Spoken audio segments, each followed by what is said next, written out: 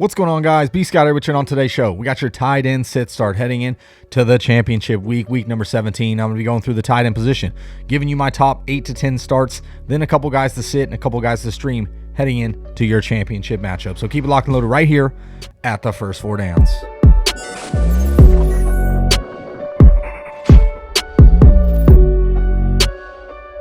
What's going on, guys, and welcome back. As I mentioned in the preview, we're going through the tight end sit starts heading into the championship week. It's must-win territory, so I'm going to be talking about tight ends that I would be starting, plain and simple.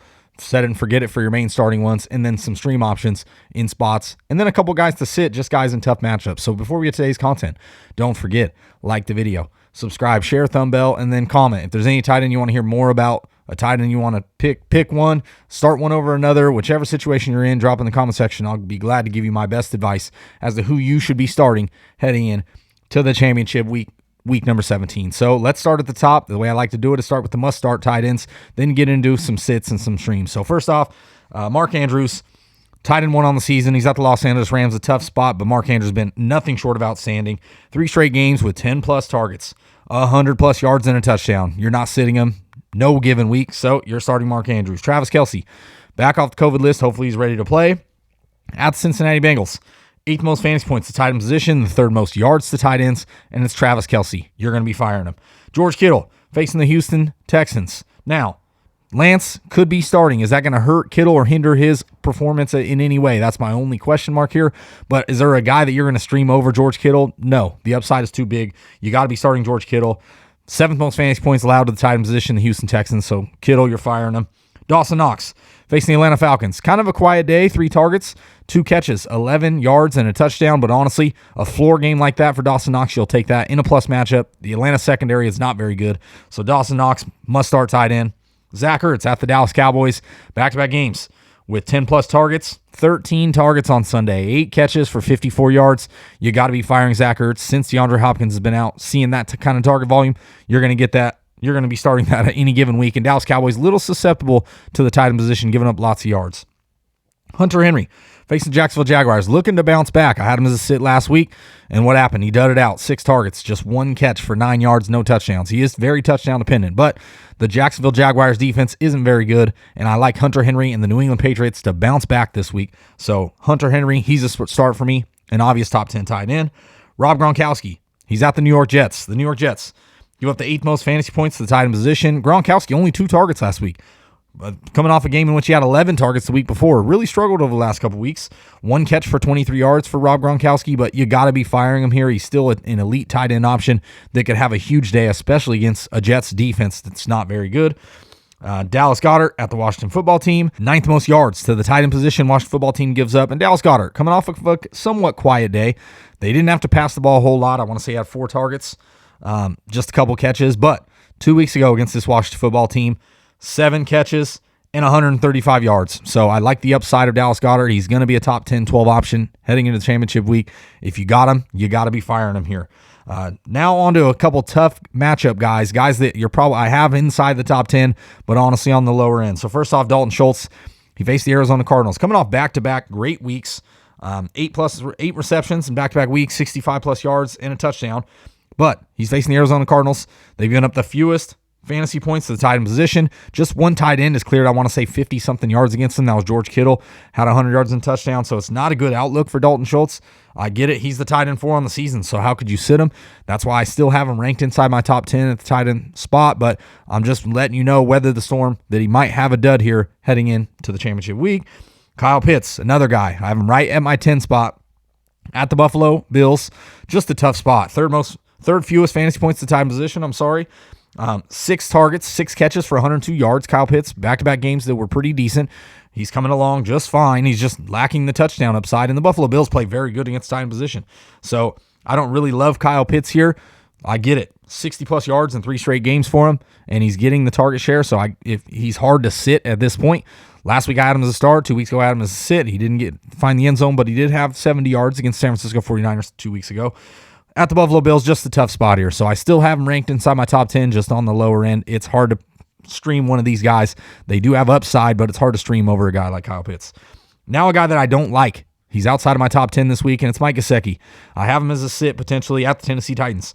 They give up the 4th fewest fantasy points to the tight end position, the 3rd fewest yards, just 3 touchdowns allowed to the tight ends, 0 touchdowns allowed since week number 8.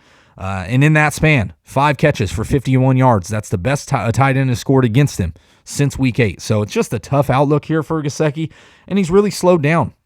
4 targets, just 3 catches for 22 yards, 0 touchdowns since week 7, and he hasn't cleared 54 yards in that span, Mike Gesicki. So I don't like the outlook here. It's a tough matchup. Maybe the Miami Dolphins have to throw the ball a little bit more against Tennessee secondary, so maybe he has an okay day here. I just don't like the outlook for him. I would potentially be streaming other options instead of him.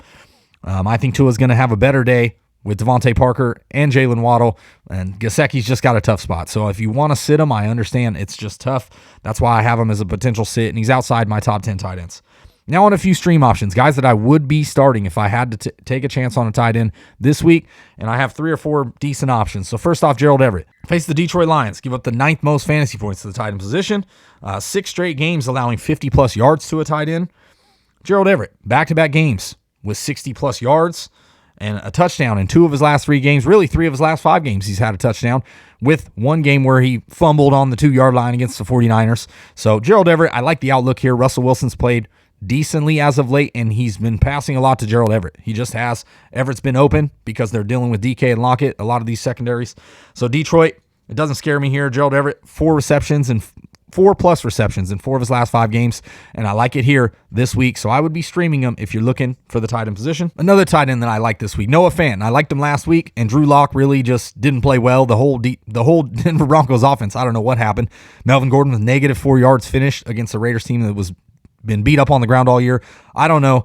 It's kind of fluky, but this week he's at the Los Angeles Chargers, a very good spot. They give up the most fantasy points to the tight end position, the most touchdowns at 12 on the season, the 2nd most yards. The secondary is missing some key players. A couple guys put on the COVID list, so if they were to miss, it's going to help even better for that passing attack. And look, I like this better with Bridgewater under center. Bridgewater's back. Noah Fant to me is a top 12 tight end. If he's not, he's on the lower end, but he has a good spot here to bounce back and have a good day. Just 4 targets, 3 catches for 30 yards, and Drew Lock looked a little sporadic. Now, I get it. You don't want to maybe roll him out there if Drew Lock's back under center. If Bridgewater is, I love him. If Lock's under center and you got to take a chance at tight end position, I just like the outlook here in a possible shootout potential game if the Chargers end up scoring some points here. So I like Noah Fant as a good streaming option this week. Tyler Higbee. I don't normally love him on any given week because he's on the lower end, but this is championship week. And at this point, any point matters. And there's very few guys that have real upside at the tight end position. So I like Tyler Higbee this week. 6 targets, 5 catches, 48 yards. That's what he did last week. That's really where he's been living at. Well, just lacking a little bit of the touchdowns. He's at the Baltimore Ravens. They've given up the 5th most fantasy points to the tight end position, the 5th most yards, the 4th most touchdowns. It's just a good spot. The 3rd most receptions as well to the tight end position. 9+ PPR points in 3 of his last 4 games for Tyler Higbee, and I like the upside here. I think the Baltimore Ravens, their secondaries really struggled on the season, especially as of late. They're going to have their hands full with Van Jefferson, Odell Beckham, and Cooper Kupp, and I just like the outlook for Tyler Higbee to potentially find the end zone. If he finds the end zone in this one, he's going to be a top 10 to 12 tight end no matter what. So I like Higbee as a good streaming option this week. And then Foster Moreau is going to round out my last streaming option. That's if Darren Waller's out. There's talks today he might practice. We'll have to wait and see for that. But Foster Moreau is a pretty good option. Faces the Indianapolis Colts. 4th most fantasy points to the tight end position, the most receptions and the most yards to the tight ends, and 8 touchdowns, which is tied for 4th most in the league. So Indianapolis Colts have been beat by the tight end position on the year. Their fronts played very well. Their secondaries picked it up a little bit, but they still struggled against the tight end position. And Foster Moreau's played pretty well over the last couple weeks. 4 targets, 4 catches, 67 yards, back-to-back games, clearing 60 yards. For Foster Moreau, he's at 3+ receptions in 3 straight games. So yeah, it's a little bit on the lower end, but I think the Las Vegas Raiders might be looking to score some points here. The Indianapolis Colts, no Carson Wentz.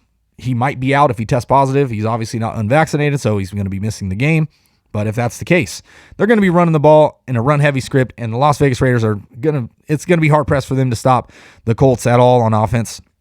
So I like Foster Moreau as a good streaming option this week to see, 5 to 7 targets is something that in the range that he could see if Darren Waller were to miss the game. So that's it.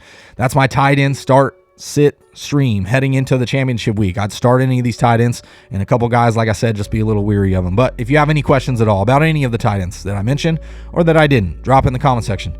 I'll be glad to give you my advice on any start sits question for any position for that matter but especially the tight end. And while you're there, don't forget to like the video, subscribe, share, thumb bell for all your fantasy information all the way through the championship week. I'll have all your sit starts for the rest of the week. We're going to have our matchup videos. We're going to be getting into the playoffs. I'll have the week 18 sit starts for many of you that still play in the week 18. So I'll have all the good stuff. And then obviously all your off-season stuff all season long heading in to the 2022 NFL season as well. So for the first 4 downs, it's been B. Scott, and I'm out.